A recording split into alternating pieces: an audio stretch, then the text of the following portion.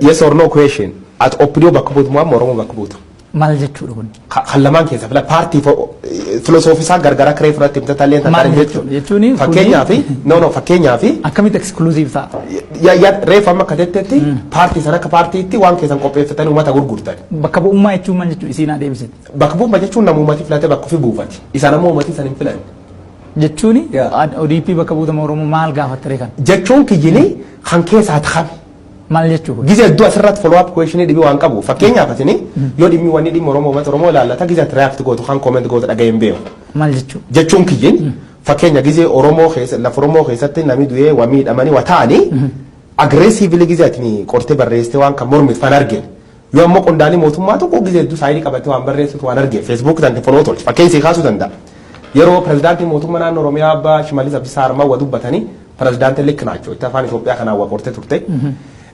Gize dubbii wayaa bala musliimee irra kaatelle gize difendi gootin dhageenna irda deebiin muummichi ministeera Abiy Ahmadis namoota gargaara ODP keessa gize atini jaalowwan kan keewwanne ittiin dhageen rakkoo ammoo naannoo Oromiyaa fuula gargaraa taate fakkeenyaaf gujii of fudhannam 400 wayituu jira taksii react gootin dhageenye gareen adda addaa uummata Oromoo irraa tarrab jechootiin barbaachisu khabar wayyaaneetuun jedhamnoo jedhanii dhageenna takka reacting goon kanaaf uummata Oromoo moo ODP jedhees gaafa amma bakka sanitti addaan baasanii dubbii ilaaluun achi keessa beeke way jira daba jira akkas ilaalanii Oromoo moo eenyuun jedhan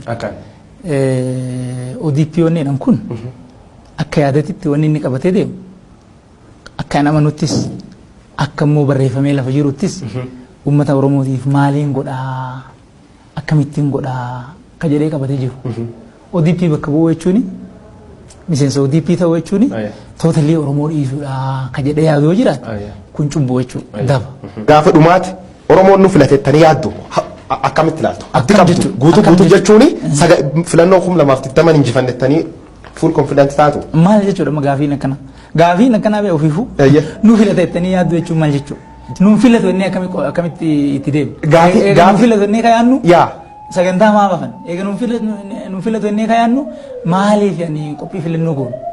Jechuun sun bar jalqabumarraa akka yaadamni isaa dogoggora yaadamni akkana nu filataa himmoonnaa nu qofa miti bar namummaa wadhaa na filataa jedhetti dorgomu nu qofa doon ta'in namummaan beeziin isaa Oromoo keessa illee ta'in gaafa sagantaa isaa baasee dhaqu akkas nummoo Oromoodhaaf wanni nu qabannee jiru agammaatittis hanqina qabnu wajjinu rakkina dogoggora uumne wajjinu laallee wanni nu Oromoof goone Oromoon san laalee waan ammas harka qabnu Oromoon laalee itti mannee namuu wajjinuu dorgomne himmoonna inni qabsoo goone.